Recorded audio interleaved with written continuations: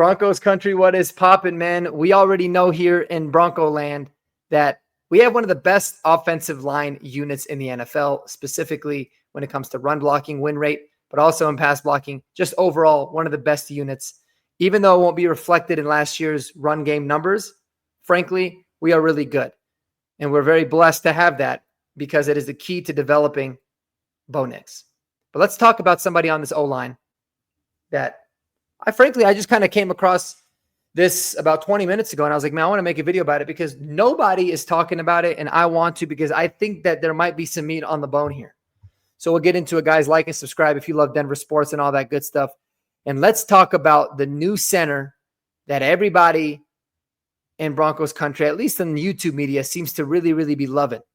And that is Luke Wattenberg. And believe it or not, he is entering his 4th season, which is the final year of his rookie deal, which means he is going to be added to the list of 2026 unrestricted free agents. And it's a lengthy list.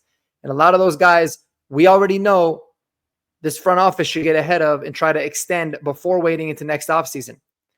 And so Luke Wattenberg could certainly be the odd man out. Certainly, when it comes to looking at that. Now, let's take a look at the O-line, right? What's been great about it is we've had the continuity. We've got one of the best O-line coaches in Zach Strief. I think he's just continuing to make a name for himself as a coach. But we're spending a lot of money on the O-line. Garrett Bowles got a new contract last year. Ben Powers was one of the big free agency signings in Sean Payton's first year. You got Luke Wattenberg. We lost Lloyd Cushenberry because we couldn't continue to invest money into the O-line.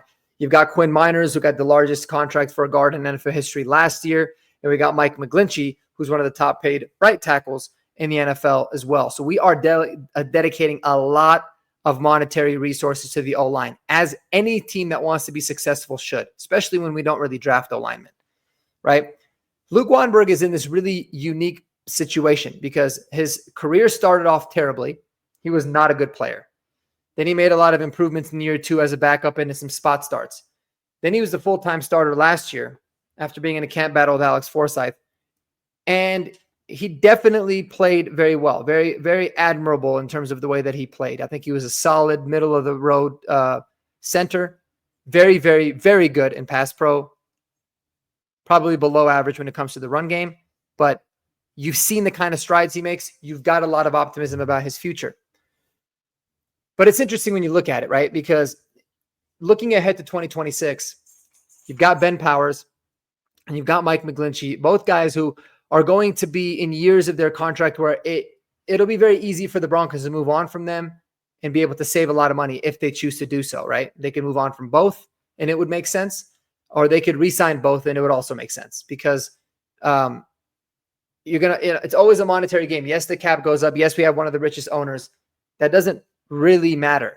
It doesn't just come down to if you want to make the money work, you can. It's always about the return on the investment that you're getting. It's always going to be a business.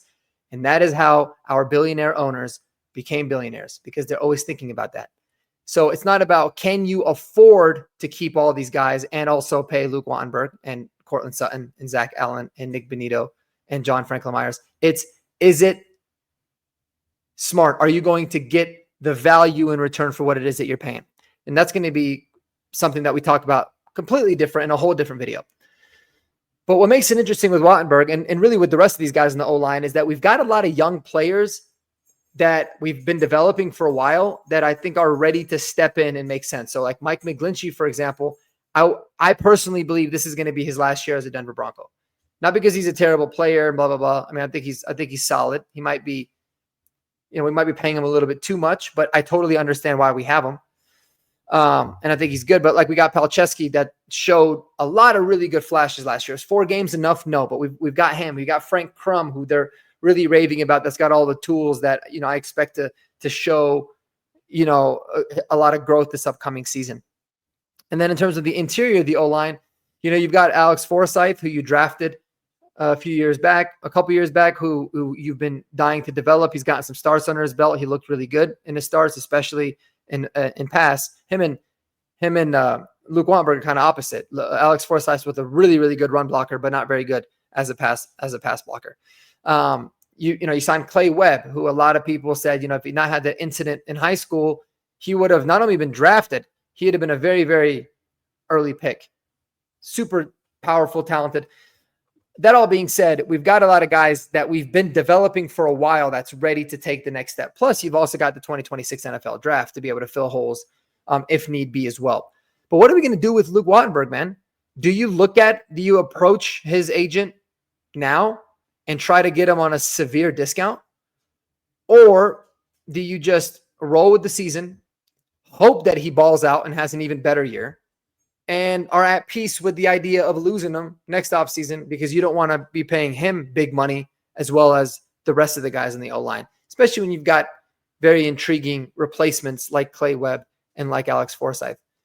It's an interesting thing to think about, man. And that's kind of where I always try to think to myself, okay, this front office right now, they did a really good job getting the Broncos to this point. They've done honestly, like it's been a miracle how they've flipped everything around. We went from a team that was horrible, that was bad, that was boring, that had no depth, that had no talent, that got rated by ESPN as having the 31st best roster last year, to making the playoffs, winning 10 games, and now having arguably one of the more talented rosters in the NFL. And not just that, a lot of depth at a lot of key positions. So they've done an admirable job getting us to this point.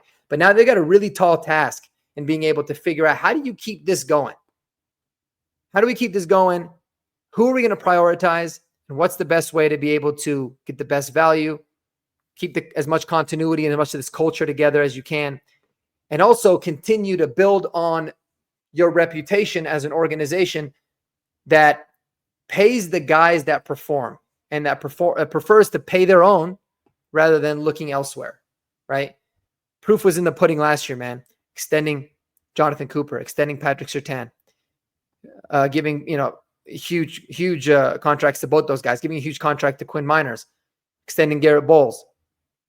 And then in the offseason, making a priority to re-sign DJ Jones before ultimately getting into, losing him to free agency. So those are all really good things that I love. It's the way that you build a culture within the locker room and a reputation outside in the rest of the league. And it's going to be interesting because there is no chance we are going to extend Wattenberg and extend Sutton and extend Zach Allen and extend Nik Bonitto and extend John Franklin Myers. It's just the name of the game. It's not going to happen. But how do you rank the priority of all of those guys, right? And where does Luke Wattenberg fit into that narrative? He hasn't been talked about it a lot, but he is an unrestricted free agent. He's one of the most important starters on the team. You can make the argument that he might be the most important offensive player that is going to be an unrestricted free agent next year. You can make that argument. I don't personally think he is, but you can make that argument. So that being the case, what are you going to do? If you're of the camp that, hey, let him play it out this year, whatever, lose him next year in free agency, it's not a big deal. You can replace him with Clay Webb or Alex Forsyth, which I agree with. That's the camp that I'm in. Or you're like, nah, man, we should pay him out. If you're in the camp that you should give him an extension now, great. If you're not, do you look at, if you see Alex Forsyth has made a lot of strides, man, I'll show you guys some clips. I'll actually pull up what the boy Frankie Abbott had, Frankie Film, shout out to him. Always putting out good content. He put out an awesome tweet. Not even sure when it was. I saw it on Mile High Report. And of course, now my computer's not wanting to respond. So let me pull this up real quick, and then I'll make sure that I share it with you. But Alex Forsyth, I know everybody's mad at him for, messing up the block. I get it.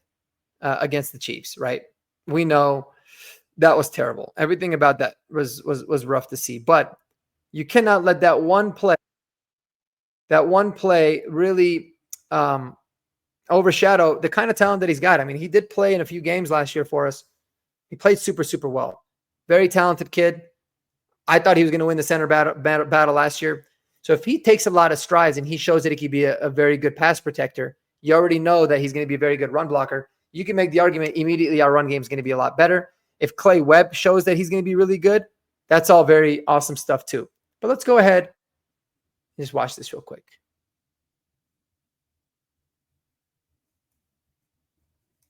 So obviously against the Saints, Alex Forsyth is center. Watch this.